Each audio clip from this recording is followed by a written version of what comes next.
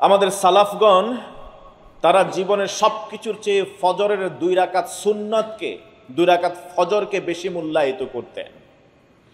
তাদের কেউ কেউ অন্ধ, চোখে দেখেন না।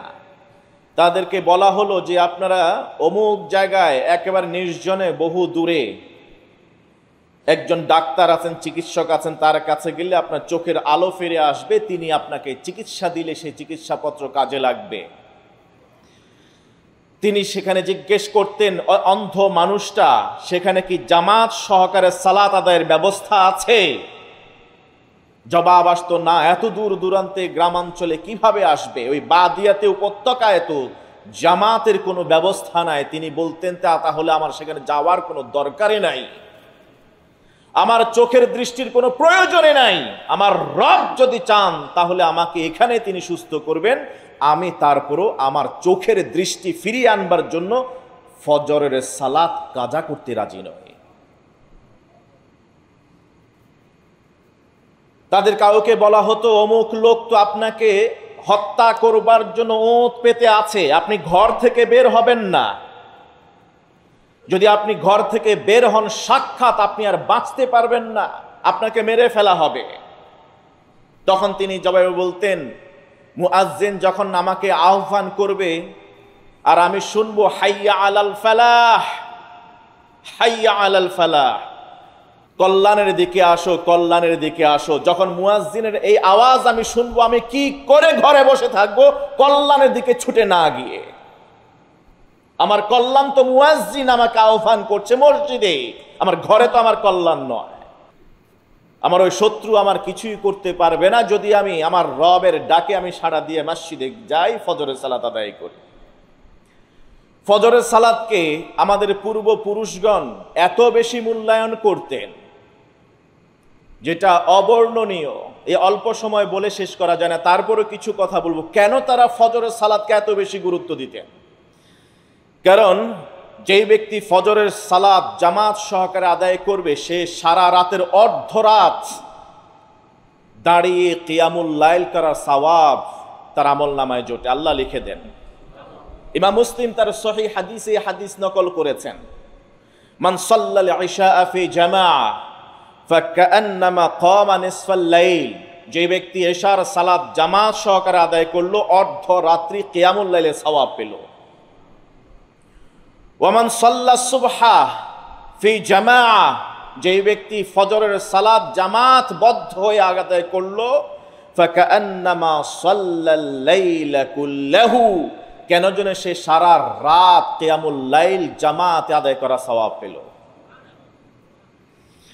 নবীজি মুহাম্মদুর রাসূলুল্লাহ সাল্লাল্লাহু আলাইহি ওয়াসাল্লাম ইরশাদ করেছেন, আলবানী হাদিসকে হাসান সহিহ বলেছেন, তিরমিজি এই হাদিস নকল করেছেন,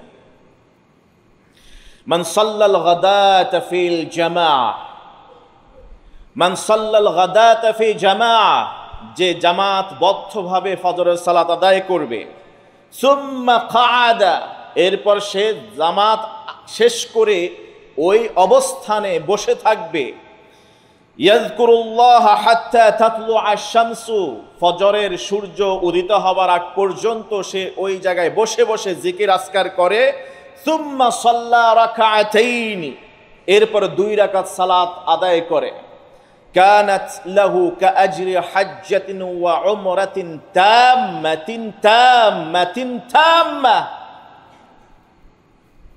সে যেন ওই দিন ওই 2 রাকাত সালাত আদায় করার বিনিময়ে জীবনে কবুলযোগ্য একটি হজ এবং একটি উমরার পরিপূর্ণ সওয়াব অর্জন করল। বিশ্বনবী একবার নয় 3 বার বলেছেন তাম্মাতিন তাম্মাতিন তাম্মা, পরিপূর্ণ কমপ্লিট হজ এবং উমরার সওয়াব আল্লাহ তাআলা তার আমলনামায় লিখে দেন। এখন আমাদের এখানে জামাত কটা? 4:50, 45, আমার এলাকায় 50, সেখান থেকে এখন সূর্যোদয় সম্ভবত 5:18, আপনি 5:20 ধরেন, 5:50, 5:45, 4:45 থেকে 5:20 পর্যন্ত অপেক্ষা করলেন, মসজিদে বসে থাকলেন, এর মধ্যে ফজরের সুন্নত 2 রাকাত আদায় করলেন, ফরজ 2 রাকাত আদায় করলেন, এরপরে 5-10 মিনিট বা 15-20 মিনিট বসে রইলেন। মাত্র 2 রাকাত সালাত, মাত্র 2 রাকাত সালাত আদায় করলে দীর্ঘ 1 মাস ধরে হাজিরা 7 লক্ষ 8 লক্ষ টাকা খরচ করে হজ উমরা করে যে সওয়াব পাবেন, গ্যারান্টি নেই যে আদৌ এই বছর কবুল হয়েছে কিনা। কিন্তু আপনার মসজিদে জামাতে ফজরের সালাত আদায় করে মাত্র 20-25 মিনিট সময় দেওয়ার পর আপনি কমপ্লিট হজ এবং উমরা সওয়াব আপনার আমল নামায় আপনি যুক্ত করে নিতে পারেন। এই হাদিস তারা জানতেন বিধায় ফজরের সালাতকে এত বেশি গুরুত্ব দিতেন। আনাস ইবনে মালিক রাদিয়াল্লাহু তাআলা আনহু মতো সাহাবী ফজরের সালাত জীবনে যুদ্ধের ময়দানে একবার কাজা হয়ে গেছে বলে সারা জীবন কেঁদেছেন, তিনি সারা জীবন কেঁদেছেন।